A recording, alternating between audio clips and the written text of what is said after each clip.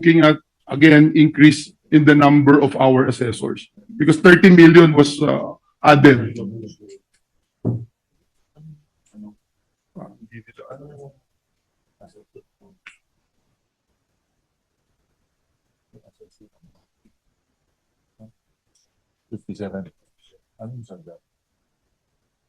To help guide our friends from LBRMO, the committee report is 57 million. Yes, We propose Mr. an amendment of 30 million. So right now, the chairperson stated that now it's 87 million, which means that our proposal was carried.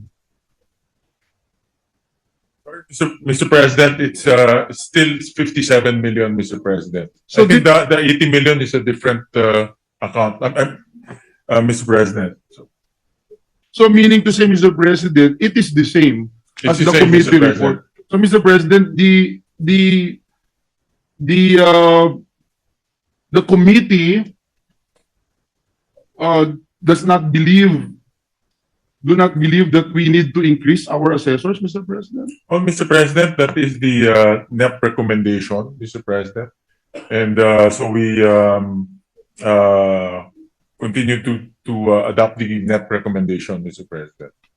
Despite, Mr. President, during the let me just I respect the decision of the chair, but let me also put into the records that during the interpellations, the chair and the secretary of TESDA actually agreed that we need to expand the number of accredited assessors. Let me just put that into the rest. Mr. President, what about the scholarship program for incumbent child development workers, Mr. President?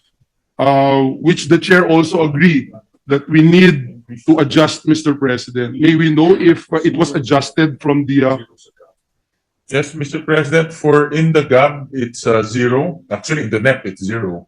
We added 226 million, Mr. President. I'm sorry, how much? 226 million, Mr. President. So it did not change again, Mr. President. In the NEP, it's Yeah, zero. again, my basis, In Your GAB, Honor, and if the LBRMO staff would listen to this representation, my basis is the committee report that we discussed during the Yes, interpellations and debates. So please don't feed our chairman data coming from the NEP, because I'm already talking about the committee report that we discussed during the period of interpellations and the reason why this representation proposed an amendment. And Yes, we Mr. just President. wanted to find out kung pasok po o hindi. So hindi po kasama, Mr. President. Last but not the least, Mr. President, is our proposal to put in scholarship program for AI upskilling.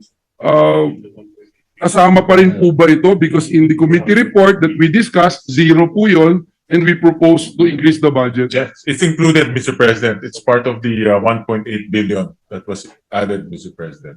So it was carried, Mr. Yes, President? Mr. President. Thank you. Thank you very much, Mr. That President. one I'm sure because I Yeah. remember reading it, Mr. Yeah, President. last but not the least, Mr. President, what about the provisions that we introduced, Mr. President? Is the chairman amenable to that? Carving the budget, for example, for the Tulong Trabaho Fund for our AI and for our TVET. Actually, Mr. President, we conferred with TESDA. Yung buong amount na yun is for EBET, Mr. President. So we added a special provision na yung amount na allocated gagamitin din po sa EBET. We carried it but we modified it a bit, Mr. President. So meaning to say it was carried. Yes, Mr. President. Right. I think it's very important, Mr. President, just to put on record and for the sake of those who are listening and watching us live, Mr. President, yung enterprise-based education and training po kasi yan ho ang pinakamataas Tama, Mr. na President. employment I agree. rate at pinakamalaking pinagkukuhanan ng ating TVET sector na paglikha ng trabaho dahil tinetrain po sila doon sa workplace nila. So I'm glad, Mr. President, that it's there and thank you. So, Mr. President, there's a 1.6 billion peso allocation for tulong trabaho. Dati ho wala Yes. yun eh. So, that's the new amount added this year, Mr. President. And portion will be The allowed. entire amount, Mr. The President. entire amount will be ibet na. Correct, Mr. President. The entire amount can be used for event. Mr. Can be President. used. Yeah. I, But that is I will agree with that na can be used, but the entire amount to be used in EBET parang hindi po hindi po yung magsasubscribe doon po sa spirit of the law that we passed, which is the trabaho para sa bayan law. the direction of the department when we were consulting with him, buong tulong trabaho gagamitin na po sa event.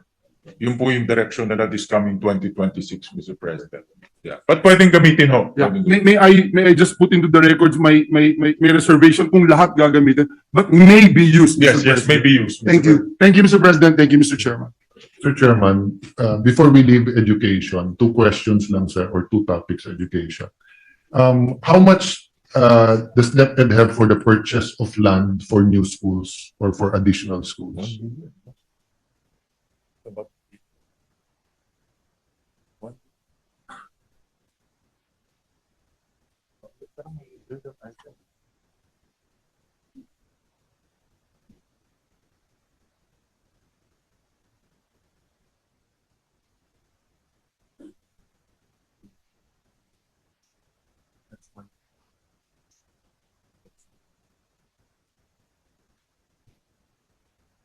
About 1 billion, Mr. President. And then how much for classrooms? About 85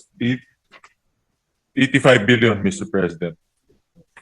85 billion. Yes. And tama ho ba na I lost track because when I was a young congressman, dapat 1 hectare yung lupa and then naging 5,000 square. I'm not sure now kasi especially you can build vertically, yes, diba? Mr. President. But assuming highly urbanized and 25,000 per square, 1,000 square is 25 million already. And of Yeah. course, we want bigger pieces of land. Yeah. Would it be possible that you merge the two? It's classrooms and purchase of land, just so that may flexibility yung because I'll give you an example, no? I don't know. I'm sure you also know about your city, but like sa amin, mas mahirap yung pagbili ng lupa. Pero pag nakabili yung lupa, the city is willing to put up Yes. the schools kasi meron naman sa SEF. So it's finding the land, but also the tricky process of buying it because iba talaga ang zonal ng BIR, iba yung appraised. Despite the law you passed, you sponsored and authored, di ba, on the real property tax. But if DepEd, hindi ko sinasabing DepEd instead of the LGU, but if DepEd does it with the LGU, or at least if the classroom fund can augment, because the lack of classrooms are very much seen dun sa may 2 and 3 shifts. Tama ho. At dun sa may 2 and 3 Urban shifts, areas. di ba? Yeah. Are areas na mahal yung Lupa. lupa. Yeah. So is that possible? So, Mr. Mr. President, and this is also part of the intervention ni Senator Bam, pwede na hong mag-lease yung DepEd. Pwede na rin ho silang bumili ng existing schools. Pwede rin ho silang bumili ng existing buildings. So marami na hong modality na pwede pong nakasama marami ng modality na kasama po dito sa basic education facilities. So pwede na rin ho sila mag-partner with LGUs. Nakikita ko ho ang mangyayari dyan. They'll partner with LGU bibili ng lupa kasi mabilis bumili ng LGU and then they'll put up the school. So Well, maraming things. modalities. First, I'd like to recognize kasi sa NEP 135 lang, HGAB to us 97. So if you're 1 billion, malaking increase na yon. But yun nga, yung pwede bang under the same title dun sa 85B. So just in case that during the implementation in 2026, may flexibility ang DepEd. Ang problema kasi sa lease, under the law, the principal follows the accessory follows the principal. So halimbawa, yung may-ari gusto lang ilis ng 10 years. Pagka gumastos ka ng 300 million sa building, yung building na yun doon na sa may-ari.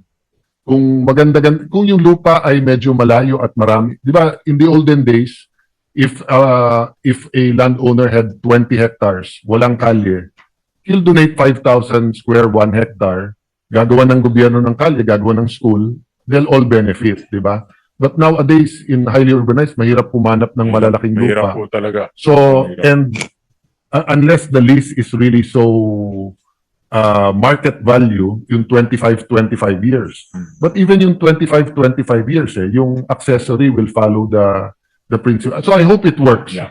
I'm not saying it won't, but parang mas practical yung bili. So yun lang ang question ko, no? I'm happy with the 1 billion. Pero kung kasi magmumultiply yung 85 billion Yeah. if many LGUs have a special education fund panggawa ng building pero wala lang silang lupa.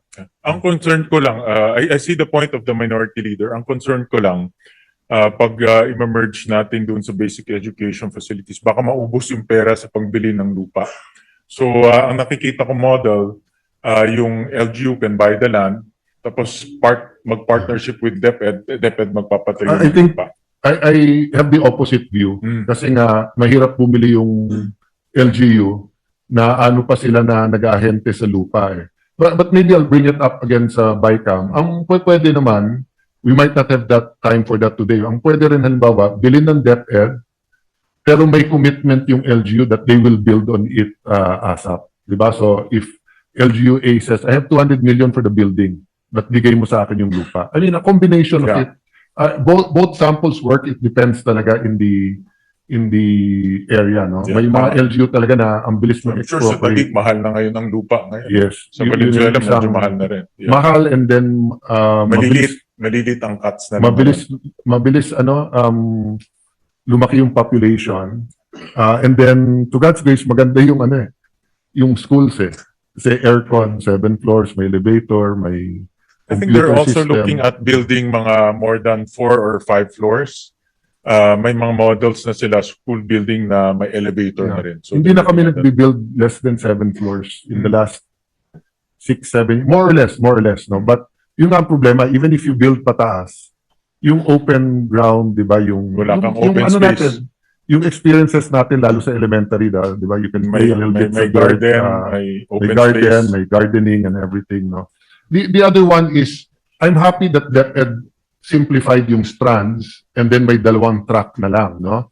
Having said that, from the start, ang pangako ng K-12 is pag-graduate mo, NC2 ka na. So of course, the EDCOM outlined all of that, no?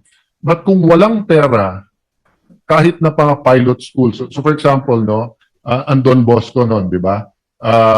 From automotive to electrical, electronics, di ba? When I was in high school, we admired them for having that. So when we passed K-12, yun yung ina-expect ko. Na yung letter A, National High School will focus on automotive, then they will have motorcycles and cars and will have garages and, di ba? Tapos High School B, coding at computer, they'll have Apple Labs, they'll have everything. Wala Di ba? So, hindi ba tayo maglalagay na kahit pang-pilot dun sa kanilang strands, kahit na, let's say, 10 schools in Mindanao, 10 schools in Visayas, etc. Meron na pong na-allocate na 348 million for 300? 48 million Yeah. for certifications. Ito po yung binibigay na certification sa mga senior high school. Yeah. Intervention to namin But ni I'm talking Senator about the Joel equipment. Kasi we promised students, we promised parents. Magdadagdag ka ng 2 years, pero tech box style na rin to, or kung academic, or di ba, or halimbawa, sports. Pero wala namang facilities wala namang gamit So it's an empty Yeah. promise until we put money in it. Meron ho silang, ang DepEd meron pong basic education inputs. About 186 billion po ang budget for basic education inputs. But anyway, until I see not only one, but a couple of high schools really building up their strands and tracks, di ba? I'll continue asking for this. Yes. Mr. Chairman, nung session natin the other day, no, pinag-usapan natin transparency. And we brought up the committee report kung saan more or less 400 billion. And mismo naman sa concurrent resolution number 4 na lahat naman tayo mo dito, transcripts, di ba, pati ng technical working group will be uploaded. Na-upload na ba? Ina-upload na ho. Ipapa-upload. Ipapa-upload na.